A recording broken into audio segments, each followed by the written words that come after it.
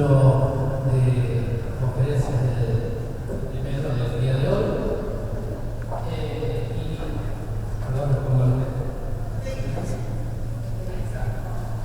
Es un gusto presentar al doctor Martín Hernández.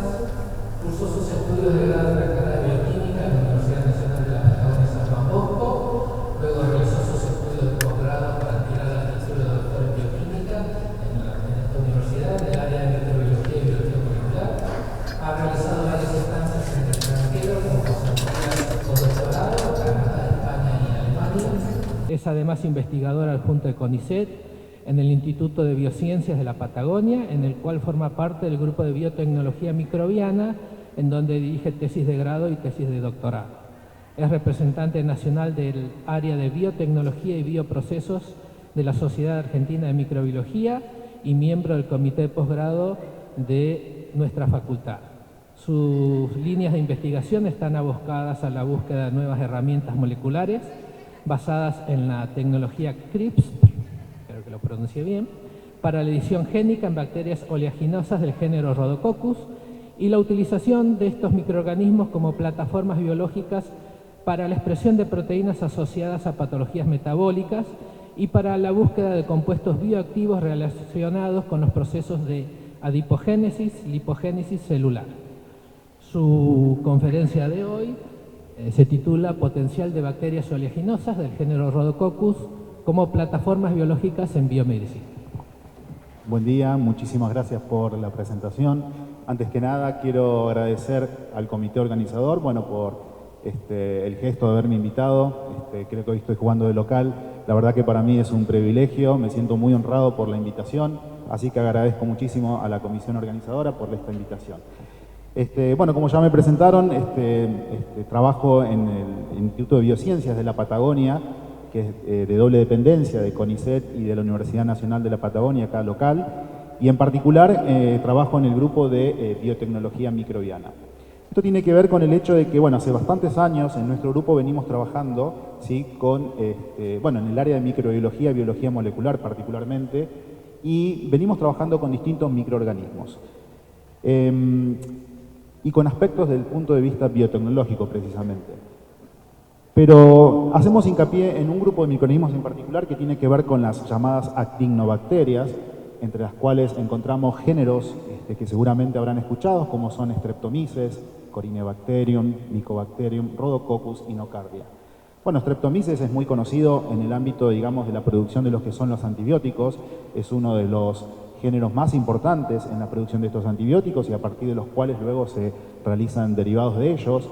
En el caso de Corynebacterium es un género muy importante en la producción de lo que tiene que ver con aminoácidos. Cuando hablamos de Mycobacterium enseguida nos imaginamos en los agentes patógenos, pero lo cierto es que los hay, digamos, en la naturaleza muchos saprófitos y que algunos tienen, digamos, también propiedades de producción de distintos metabolitos secundarios que son importantes en biomedicina. Y luego tenemos géneros como Rhodococcus y Nocardia, muy emparentados también, y de los cuales somos justamente nosotros abocados al estudio de este tipo de bacterias, del género Rhodococcus.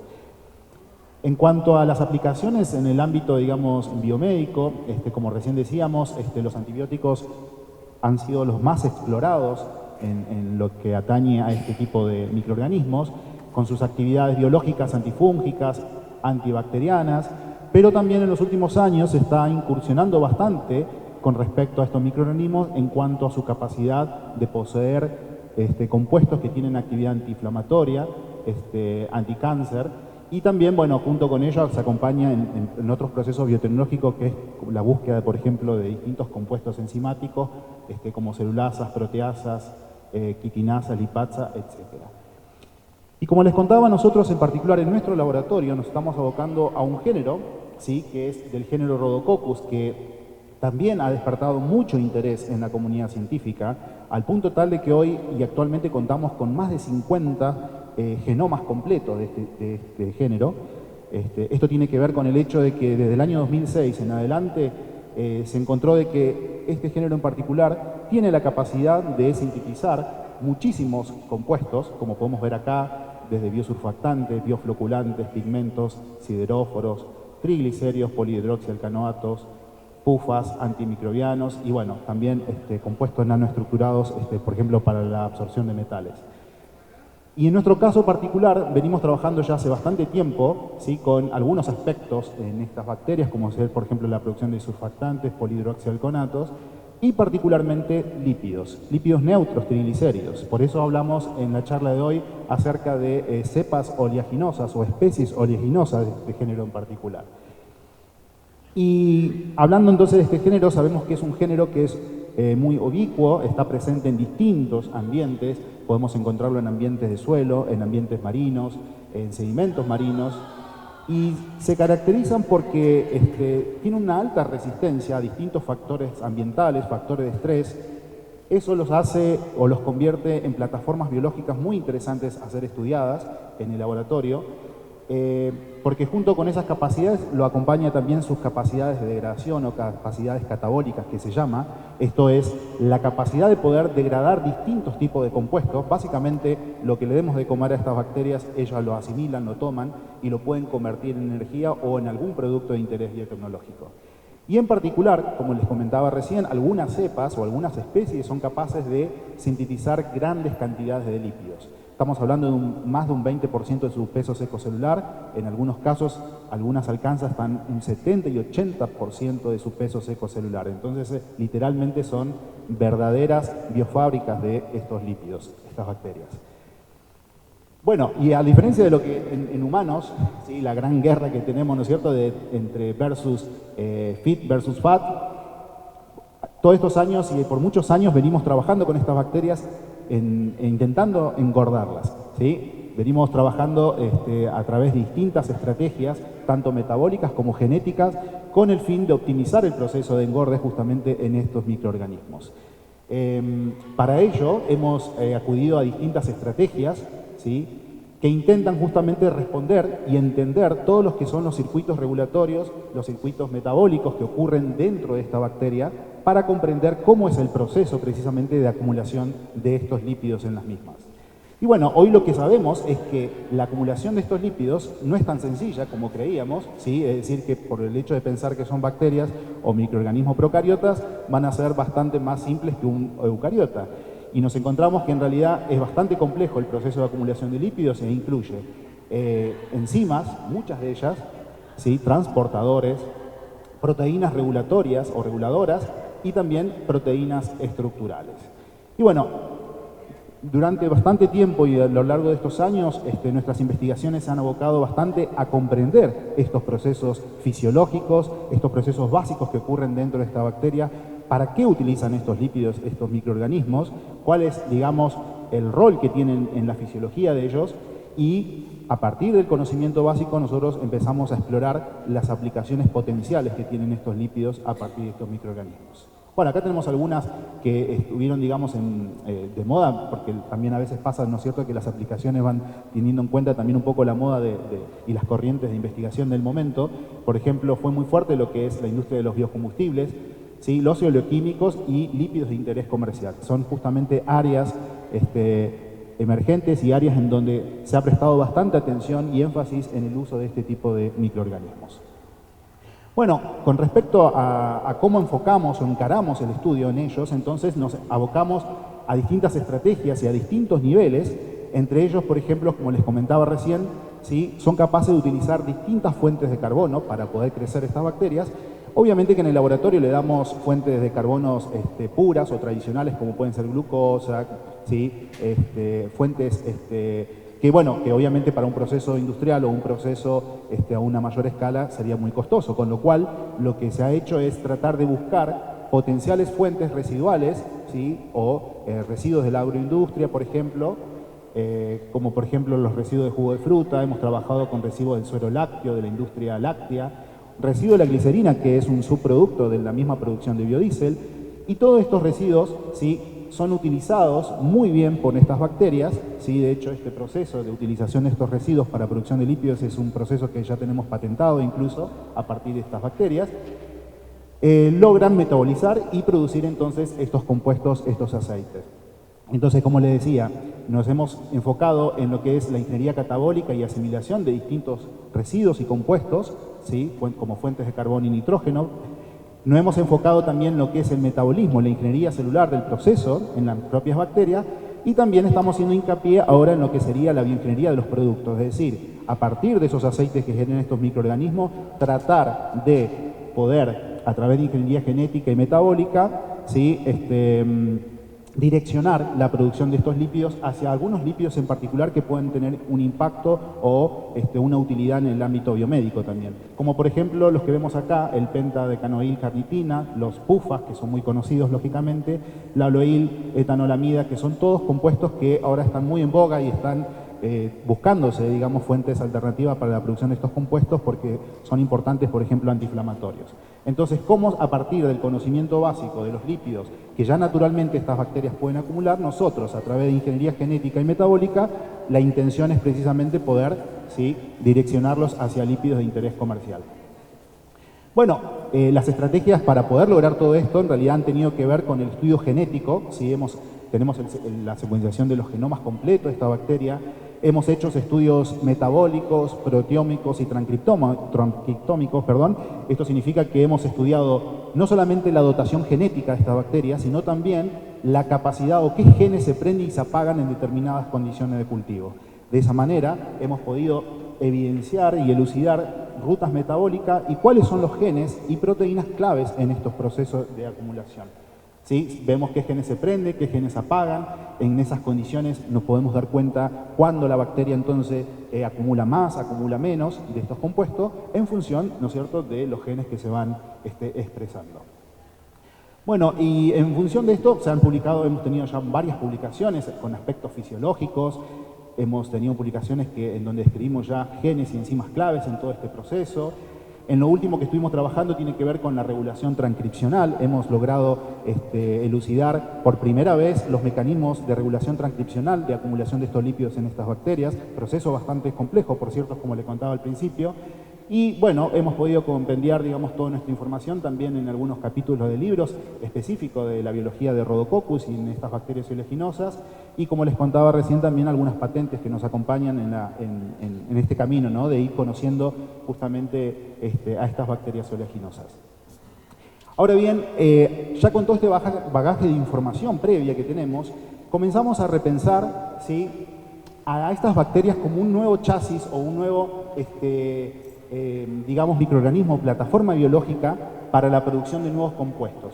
Y acá entra lo que se conoce como el concepto de biofactoría o biofactory, que es las biofábricas celulares, y se considera que a las células, literalmente a las bacterias, se las puede considerar como biofábricas, ¿sí?, para la producción de compuestos precisamente de interés biotecnológico, y en este caso también con, digamos, particular interés en el ámbito de la biomedicina. Para ello tenemos que pensar a las bacterias, y bueno, al menos nosotros así desde la microbiología o de la biotecnología microbiana es como el concepto que tenemos y lo pensamos. No tenemos que imaginar a la bacteria como cuando hablamos de una computadora, de un software y un hardware. Y el software tiene que ver con todos estos procesos metabólicos, bioquímicos que ocurren de esta bacteria, que fue lo que hace bastante tiempo ya venimos estudiando, comprender estas rutas metabólicas, comprender todos estos pasos, y el hardware que tiene que ver con digamos, podríamos decir la carcasa, ¿sí?, o la capacidad inherente que tienen estas bacterias de poder acumular, ¿sí?, estos lípidos. Muchos científicos han intentado de llevarse todas estas rutas metabólicas a otros modelos microbianos con intentos fallidos porque no tienen, digamos, lo que sería el hardware, esas otras bacterias, para poder hacer los lípidos. No solamente se necesita la síntesis o la bioquímica, sino necesitamos, digamos, una pared celular adecuada, la capacidad de formar lo que se conoce como lipid droplets, que son estas pequeñas inclusiones celulares internas en donde hay proteínas específicas adecuadas para ello. Entonces, todo esto es muy importante a la hora de poder utilizar el concepto de biofábrica.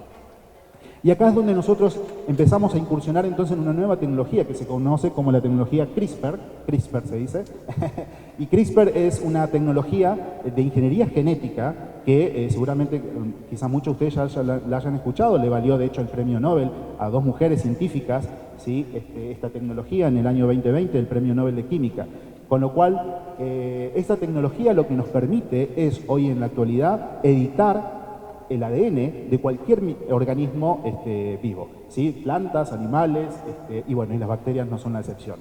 Son Es una tecnología que se basa entonces en moléculas y utiliza, digamos, unas proteínas específicas, que lo que hace es, en forma específica, poder dirigir una edición genética muy específica hacia un gen o un área del ADN que queremos editar o cambiar o modificar.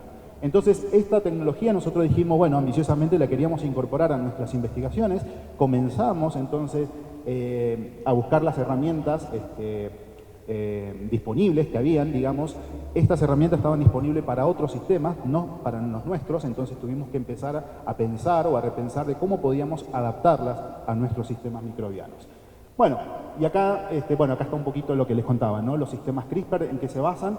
Tenemos los de segunda y tercera generación, porque así como todo va avanzando, ¿sí?, a pasos muy acelerados. CRISPR, cuando salió la versión, es un sistema biológico que lo que hace es cortar el ADN, la doble hebra literalmente, y los sistemas de reparación de la célula lo que van a tratar es de resolver ese corte de la doble hebra, y de esa manera se generan knockouts o mutantes, ¿sí?, o indel, los que se conoce, inserciones o deleciones dentro de lo que es la secuencia del ADN.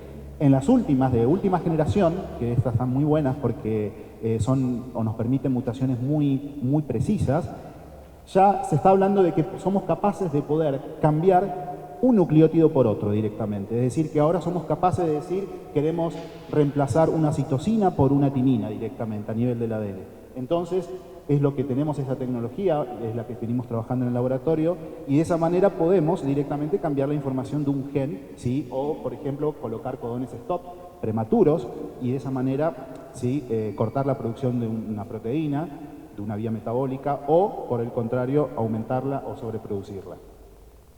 Bueno, y acá contarles un poquito el trabajo que está haciendo el licenciado Martín Dualde, que es mi tesista doctoral.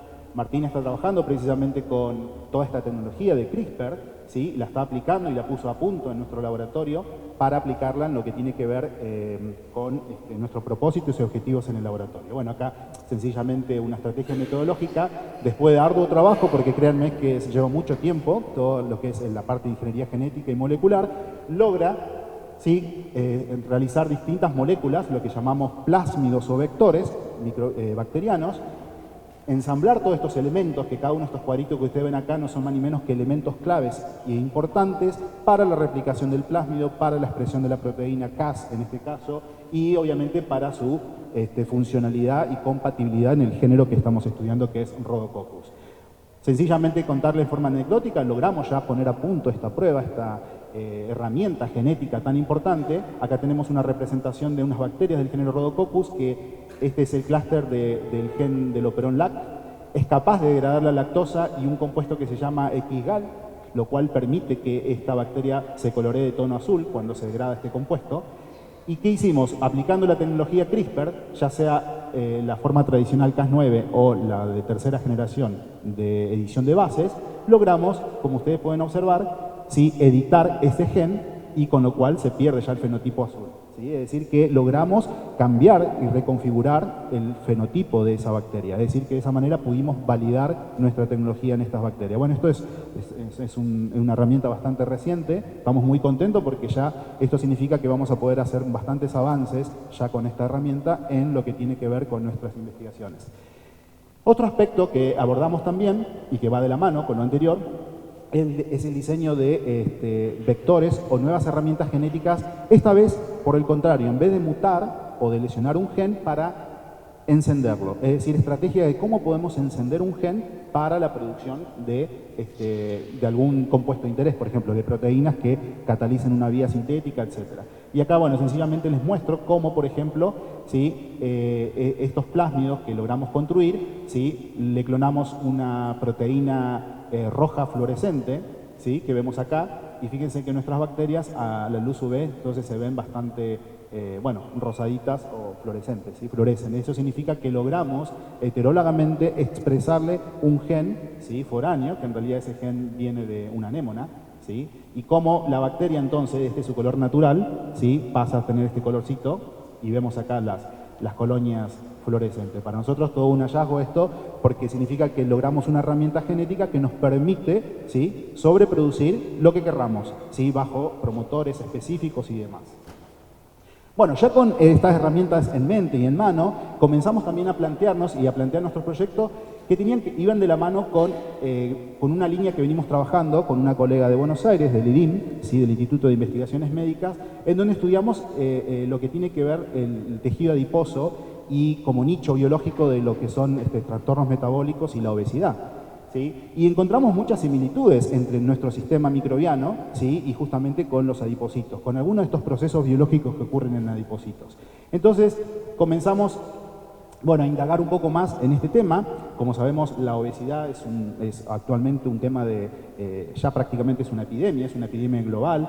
Sabemos las consecuencias que lo que tiene la obesidad, ¿sí? Todos estos puntos que vemos acá al costado, ¿no es cierto? Entre ellos, uno de los más importantes es la diabetes mellitus tipo 2, por ejemplo. Bueno, y entonces comprender, digamos, a esta patología y todas las complicaciones que ella tiene se han abordado de distintos aspectos, de aspectos clínicos, epidemiológicos, terapéuticos y obviamente desde el punto genético y estudiar cuáles son los factores biológicos asociados a la patología.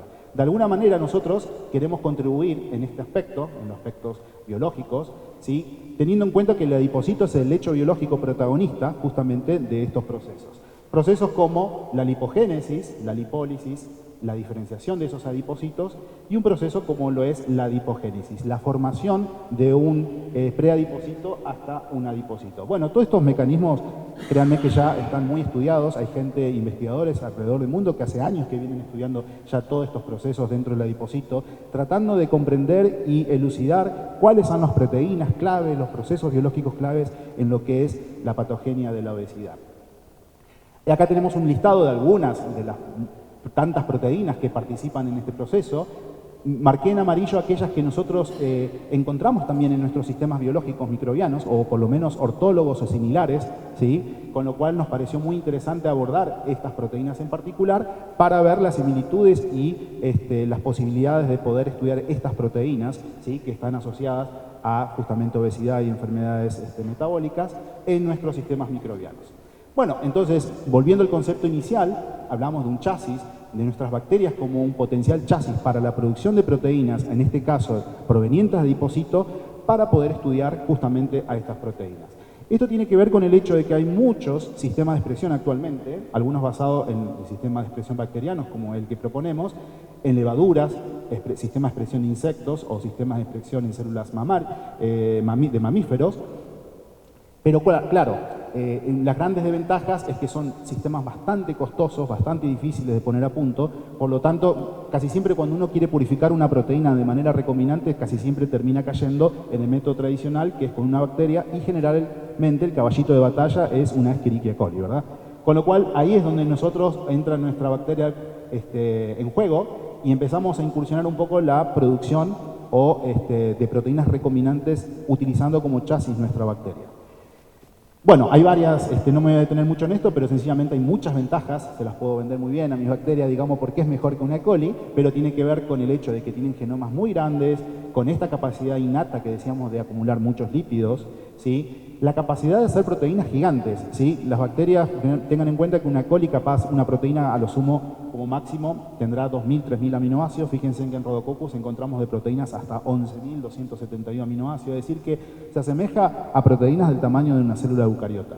Y algo muy interesante también, que hemos encontrado evidencia de que puede generar modificaciones post-traduccionales, que son tan importantes esas modificaciones en las proteínas de eucariotas. Entonces, nuestras bacterias sí tienen algunos sistemas bastante sofisticados que permiten glicosilaciones, fosforilaciones, etc. Por eso las elegimos como potenciales candidatas. Bueno, acá está nuestro flujo de trabajo, entonces lo que hicimos fue básicamente todo un estudio bioinformático, es decir, detectar cuáles son los genes importantes y que estaban asociados a esta patología, obesidad de las células adiposas, cuáles eran los genes que están encendidos en estas condiciones, particularmente, y bueno, a partir de entonces ARN en realidad, ¿sí? Luego tuvimos el CNA copia a partir de células de tejido adiposo humano, logramos amplificar esos genes y los colocamos en nuestras construcciones genéticas que ya habíamos diseñado y logramos entonces de esta manera lograr cepas recombinantes capaces entonces de poder expresar proteínas provenientes de sistemas complejos como son adipocitos. Algo muy interesante acá, que quizás no lo mencioné, pero se habrán dado cuenta que la idea es elegir adipocitos también porque las proteínas que están en los adipocitos, para su plegamiento, para su funcionalidad, justamente necesitan de un entorno oleaginoso, como lo es precisamente el lugar de donde vienen. Entonces, un poco la idea de utilizar este chasis oleaginoso de proteínas que vienen de ese mismo entorno, digamos, reforzaba nuestra hipótesis de que iban a ser funcionales e iban a tener las características que necesitan para justamente su funcionalidad. Bueno, y entonces arrancamos con algunos candidatos, obviamente no nos daba el tiempo para todo, empezamos con algunos de ellos, como proteínas como la FAP4, que es una proteína asociada a la unión de ácidos grasos particularmente, ¿sí? Está muy implicada entonces en el transporte de ácidos grasos dentro de los adipocitos. De GAT2, que es una enzima que cataliza la producción de diacilglicerol a triacilglicéridos, es decir, que es una de las vías más importantes para la síntesis del triglicéridos o las gotas lipídicas. FSP27 y FITM2, que son dos proteínas estructurales que son las que le dan la característica al adipocito de formar una estructura unilocular, ¿sí? Es decir, estas estructuras que vemos acá, la capacidad de formar los lipid droplets, ¿sí? Se lo dan estas proteínas. Y bueno, si miramos nuestras bacterias, también forman nuestros lipid droplets en más o en menor medida, dependiendo de las condiciones de cultivo, y encontramos proteínas análogas también que hacen este proceso. Bueno, hacemos toda la fermentación de los microorganismos, obtenemos, digamos, la expresión de esas proteínas y luego analizamos su funcionalidad, ya sea una actividad enzimática, un tamaño de los lipid droplets o ensayos de binding en el caso de las proteínas que unen ácidos grasos. Acá les presento muy rápidamente el trabajo que hizo, bueno, exalumna y actualmente bioquímica, Janina Herrera, ¿sí? Que estuvo trabajando entonces con nosotros y en donde lo que pudimos hacer es, por ejemplo, la expresión de la proteína FAP4, que es una proteína que transporta ácidos grasos en adipocitos humanos y que logramos clonarla en nuestros sistemas de expresión y colocarla en nuestras bacterias. Pudimos expresar esa proteína y de esa manera lo que logramos es, analizar un poco cuál era el fenotipo, qué impacto iba a tener esta proteína en el metabolismo endógeno de la propia bacteria. Bueno, en cuanto al crecimiento no vimos grandes diferencias, salvo en esta condición, en donde en condiciones deficitarias de nitrógeno y en presencia de palmitato, ¿sí? un precursor del ácido palmítico precisamente, veíamos que, por ejemplo, la cepa recombinante crecía un poco mejor que la cepa control, ¿sí? Es decir, que la sobreproducción de esta proteína favorecía ese crecimiento. Y algo interesante es que veíamos también diferencia en algunos spots, que estos son TLCs, en spot del contenido de triglicérido en la bacteria, y veíamos que en la cepa recombinante, por ejemplo, en condiciones ricas en nitrógenos, aumentaba, ¿sí? respecto a la cepa control considerablemente el contenido de esos triglicéridos. Es decir, para resumir, la expresión de esta proteína heteróloga proveniente de un adipocito en nuestra bacteria aumentaba, ¿sí? considerablemente el contenido de triglicéridos, ¿sí? en una condición rica en nitrógeno. Que dicho sea de paso, no es una condición de lo más óptima para que acumule lípidos, sin embargo, en este caso lo estaba realizando. Bueno, esto nos llevó a pensar en un potencial o una plataforma o un método que nos pueda permitir ofrecer a nuestras bacterias como un chasis para poder hacer una evaluación rápida, por ejemplo, de inhibidores de la proteína FAP4 en bacterias oleaginosas. Y esto es muy interesante para el campo biomédico, porque la FAP4 es una proteína indicadora, es un biomarcador que se utiliza muchísimo en obesidad, precisamente. Y entonces lo que están buscando es precisamente también inhibidores o moléculas que inhiban la función de la proteína FAP4, como lo hacen generalmente en cultivos celulares. ¿Cuál es el inconveniente? Es que son ensayos bastante tediosos, muy largos, costosos también. Entonces, acá nosotros lo que ofrecemos es, de alguna manera, una plataforma más amena, más amigable y más económica, en la que tenemos nuestro microorganismo expresando esta proteína. Vemos con un fenotipo tan sencillo como una TLC el cambio, digamos, en el contenido de lípidos neutros, ¿sí?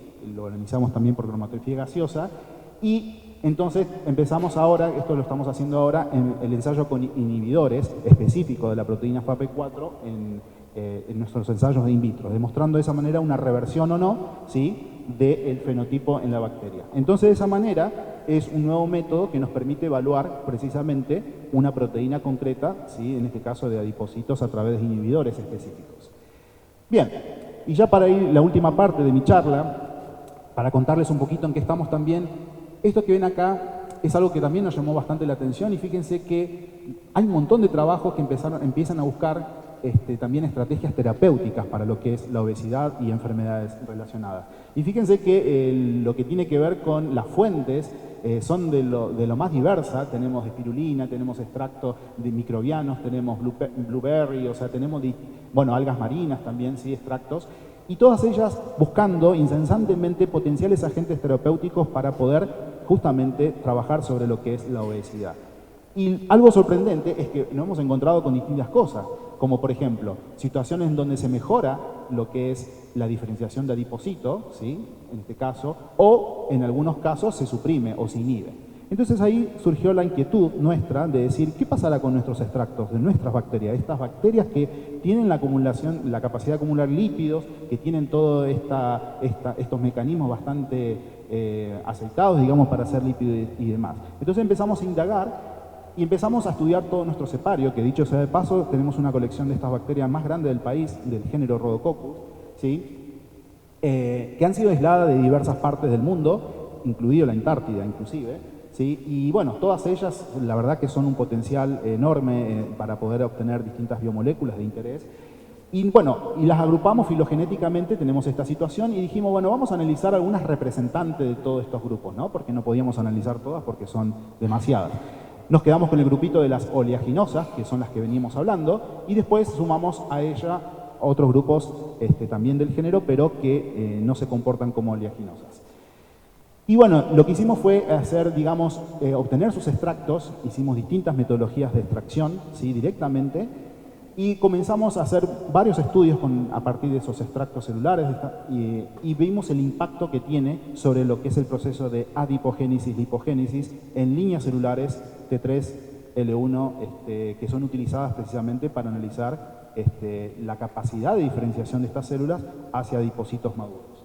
Bueno, analizamos la viabilidad celular, la capacidad de diferenciación de esas líneas celulares, la acumulación de sus lípidos, qué genes se prenden o se apagan en esos adipocitos, ¿sí?, como biomarcadores importantes.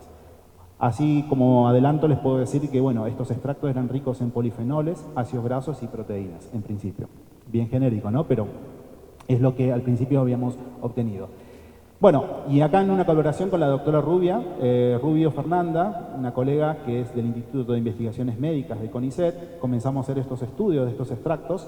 Bueno, empezamos a hacer ensayos obviamente de citotoxicidad, ver si estos extractos eran viables o eran tóxicos, y afortunadamente los que tenían que ver con las cepas oleaginosas no fueron tóxicos en los distintos extractos que fuimos probando, así que dijimos genial porque no la estamos matando a los cultivos celulares con los extractos que le estamos poniendo. Y no solo eso, sino que empezamos a observar, cuando lo miramos por microscopía, empezamos a ver cosas raras e interesantes que de hecho mi colega se sorprendió mucho cuando los ve por primera vez y me dice, ¿qué tienen tus extractos? No lo sé, es la idea, aprender qué tienen, ¿no? Le sorprendió mucho lo siguiente, porque este proceso que convertimos los preadipocitos a adipocitos maduros es un proceso que, primero que ella le tiene que poner, ¿sí?, grandes cantidades, o bueno, con cantidades considerables de unos reactivos que son muy costosos, sobre todo el IBMX, ¿sí?, dexametasona, insulina, etcétera, que es el cóctel ideal para justamente convertir un preadipocito en un adipocito maduro. Proceso que le lleva varios días, ¿sí? Estamos hablando entre 5 y 7 días más o menos lleva ese proceso.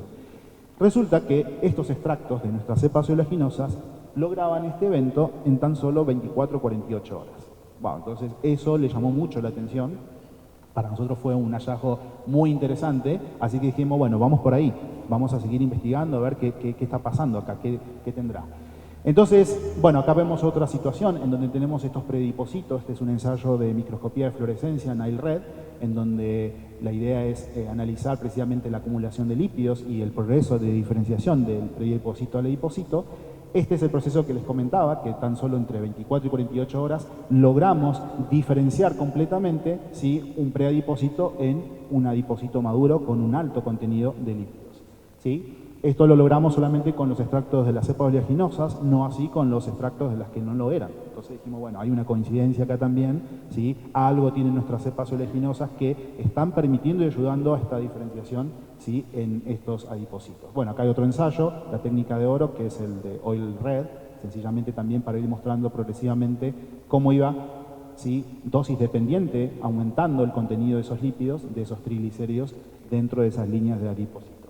Bueno, acá es un resumen, es un heatmap de todos los extractos que fuimos analizando, ¿sí?, a distintos tiempos, en presencia y ausencia del cóctel. Fíjense en que en ausencia del cóctel, es decir, que solamente con la presencia de nuestros extractos, ya veíamos que en algunos casos particulares, ¿sí?, entre las 24 y 48 horas, esto que está bien en azul, ¿sí?, ya tenía una actividad enorme y una gran cantidad de acumulación de lípidos en estos adipocitos. Bueno, obviamente ya casi al fin del ensayo se engordan bien, digamos, y ese es lo que se espera teniendo el cóctel, ¿no?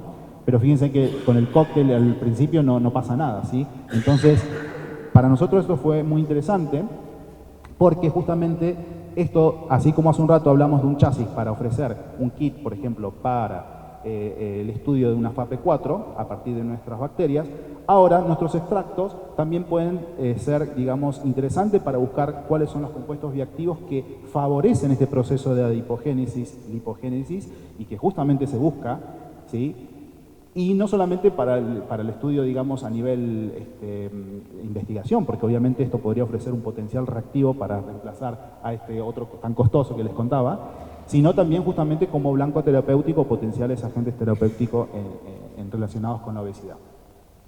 Bien, ya voy terminando. Lo último que empezamos a indagar y tratar de entender, como siempre nos mata la curiosidad, no solamente queremos saber qué principios activos hay ahí adentro, empezamos a estudiar un poquito lo que es la parte biológica del adipocito. Sabemos que esta proteína PPAR gamma es el activador o es el responsable, si se quiere, de decirle a la célula convertirte de un fibroblasto hasta un adipocito, ¿sí? Y se sabe que esa proteína, ¿sí?, es clave en ese proceso y que hay muchos efectores, es decir, biomoléculas que al actuar sobre PPAR gamma, ¿sí?, inducen este proceso.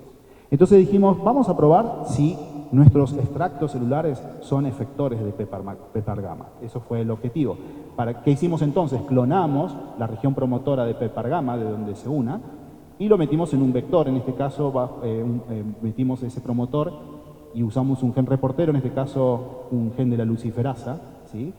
Y ese gen se detecta luego, digamos, si es que es verdad que nuestros extractos, al colocarlo a los cultivos celulares, se unen a PPAR gamma, lo que va a pasar es que va a aumentar, ¿sí?, la expresión de esta luciferasa, básicamente, y la vamos a evidenciar. Bueno, y es lo que vimos. Acá tenemos la cepa control y los extractos de las cepas oleaginosas aumentaron esa luminiscencia en este caso, ¿sí?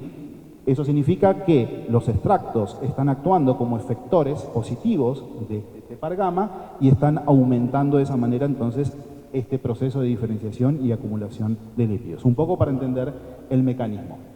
Ahora en los últimos trabajos ya estamos tratando de caracterizar a estos extractos. Tenemos algunas evidencias, ¿sí?, de cuáles son las moléculas. Sumamos a lo que habíamos dicho al principio, alcaloides y terpenos, encontramos metido ahí adentro, ¿sí? Bueno, estamos identificando los nombres específicos de cada, de los componentes. Y bueno, el desafío es poder, a ver si podemos utilizar esta información. Estamos en el desarrollo también de una potencial presentación de patente, ¿sí? Y veremos qué sucede con esto, pero bueno, estamos en pleno trabajo ahora en este momento de caracterización.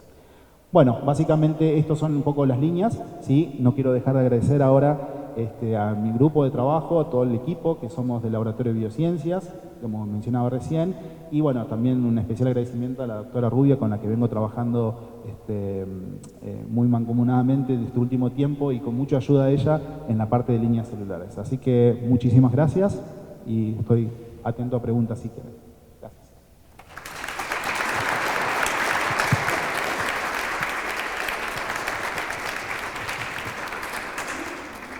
Bueno, ¿alguien quiere hacer alguna pregunta? Yo estoy un poco emocionado porque yo hice hace más de 20 años mi tesis doctoral en FBP. Nosotros decíamos FBP. Y que se siga trabajando con ella me parece extremadamente interesante, porque es una proteína de transporte que permite movilizar ácidos grasos en un medio acuoso. Me quedé muy intrigado cuando hablabas vos de la posibilidad de inhibir el mecanismo de transporte, porque yo me imagino como un potencial medicamento para el tratamiento de la obesidad, porque evitarías la llegada del ácido graso y su acumulación como triglicéridos, y que es lo que produce la gordura, ¿sí? Sí. Ese mecanismo, ¿con qué tipo de inhibidores los están pensando, lo están trabajando? Bueno, creo que estaban ahí puestos, viste que estos compuestos, a ver si llego ahí, muchas veces los tienen identificados con códigos. Acá tenemos estos dos en particular, ¿sí? El BMS 309403, el H, bueno, ya se conocen más o menos, se sabe cuál es la estructura y demás. Son compuestos que se utilizan, son como los dos caballitos de batalla como compuestos de referencia de inhibidores. Esos son los inhibidores que se utilizan hoy para analizar precisamente como control y de la inhibición de la proteína FAP4. En realidad, entonces, después lo que van haciendo con los extractos, con distintas biomoléculas que van buscando para esto que vos mencionabas recién, es utilizar a estos como controles y tus nuevas moléculas probar justamente la actividad en referencias a esto, que la inhibición de esto es casi del 100%. Entonces, lo van comparando así, el nuevo inhibidor, incógnita, ¿sí? En qué porcentaje inhiben respecto a los comerciales que ya están reportados como tal, digamos. Entonces, un poco la estrategia es esa, pero tal como mencionás, sí, están buscando bastante inhibidores, siguen en la búsqueda de estos inhibidores. Yo creo que el desafío ha sido de que algunos son tóxicos, entonces tienen que ver eso también, ¿no? La toxicidad. Entonces han encontrado inhibidores, claro, pero en el ensayo in vitro anda fabuloso, en los in vivos también, capaz que en ratas le va a funcionar todo, pero termina provocando algún tipo de toxicidad. Entonces siguen en esa búsqueda de nuevos inhibidores. Sí. ¿Alguna pregunta más que quieran hacer? ¿No? Bueno. Sí. Felicitaciones, excelente la exposición y el trabajo gigante que hay atrás de todo esto, ¿no? Gracias. Y debe ser una de las pequeñas partes de todos los trabajos que hacen, que realizan, ¿no? Y cuánto se realiza acá. Y cuánto surgió de acá y del grupo de investigación y a partir de la formación del doctor Hernández. Así que felicitaciones, bueno, por supuesto, a todo el equipo. Muchas gracias. Y un orgullo para la universidad, realmente. Bueno. Realmente, siempre el tema de trabajar, en este caso con las bacterias y demás, siempre es el tema de la muestra, ¿verdad? O sea, ¿qué tal es la reproducción de Rhodococcus? ¿Qué tal es la posibilidad? Porque realmente se abre un panorama más allá de lo que ya van trabajando, pero a medida que vas avanzando te surgen más y más y más, ¿no? Entonces, ¿cómo es la posibilidad, no es cierto, de lograr la cepa de Rhodococcus y de tenerla libre de otras bacterias? O ¿cómo es esa parte, no? Esa bueno, parte sí. inicial, digamos. Gracias.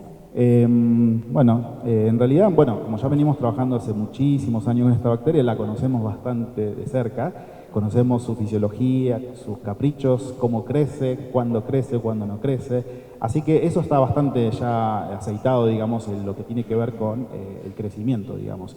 Está muy bien también todo lo que tiene que ver con cuáles son las mejores condiciones, tenemos ya las estrategias bien de cómo se guardan estas bacterias, como para no perderlas también. Siempre se hacen en ambientes confinados, esto también es importante porque no tenemos impacto con el medio ambiente. Quiero aclararlo porque muchas veces cuando se habla de ingeniería genética, a veces es mala palabra, ¿no? Se piensa como de que eso va a ir a parar al ambiente, puede provocar algún tipo de daño. No, en realidad eso está todo confinado, se hace de manera muy controlada en el laboratorio. Eso ya está, digamos, bastante puesto a punto. En relación a la reproducibilidad, eso es muy importante también. Lo bueno es que esto es una biomasa renovable todo el tiempo. Vos podés tener esa biomasa cuando quieras. Y eso es genial, porque a partir de un inóculo bacteriano, vos podés volver a generar esa biomasa todo el tiempo. Y esa biomasa, ¿sí?, crecida ya en las condiciones de cultivos que normalmente trabajamos, siempre se comporta casi prácticamente igual, ¿sí?, con pequeñas variaciones. Pero ya sabemos que con déficit de nitrógeno, con tanto por ciento de glucosa, va a crecer de esta manera y se va a comportar de esta manera. Lo tenemos validado por transcriptómica, proteómica, es decir, que ya sabemos cómo es su perfil genético, etc. Y eso es bueno porque significa que cada vez que queremos hacer extracciones, nuestros extractos van a ser siempre iguales prácticamente. Y eso fue lo que hicimos, de hecho. Hicimos como 2 o 3 veces esos extractos y el análisis de esos extractos fue en extractos distintos y vemos el mismo efecto. Porque sí que nos sorprendió la primera vez, dijimos, bueno, esto será una casualidad, será algo fortuito, no, vamos a hacer toda la extracción de nuevo, los cultivamos todo de nuevo y vamos a probar de nuevo. Allá estaba otra vez el mismo efecto. Con lo cual eso es positivo, de que trabajar con bacterias tiene esa característica de que vos podés generar bastante biomasa de manera reproducible y con características similares todo el tiempo. Sí.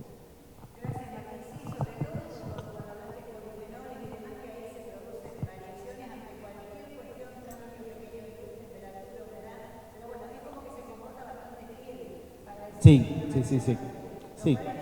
Sí, porque las condiciones son muy controladas y al tener las condiciones muy controladas y poder reproducirlas bastante fácil en el laboratorio, se controla bastante eso. A la diferencia de una planta que quizás depende de las condiciones ambientales, depende si es invierno, depende si es verano, para la bacteria no, siempre va a ser igual la condición. Entonces en ese sentido lo podemos controlar un poquito mejor. Sí.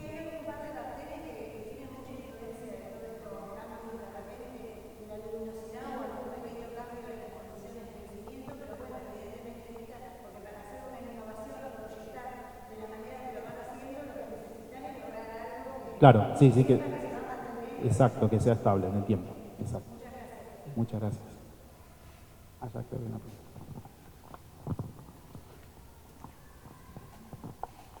Hermoso tu trabajo, Martín, felicitaciones, gracias. Un orgullo que formes parte de nuestra casa de estudios. Yo no voy a hacer una pregunta, simplemente les voy a comentar a los que nos visitan que este año la universidad cumple 50 años y se hicieron 2 concursos.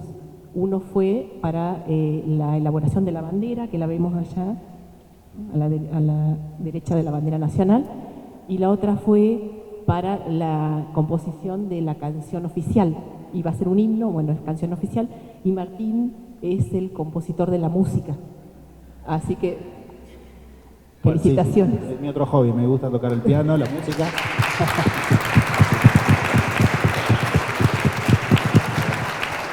Sé que es microbiólogo y es concertista a la vez.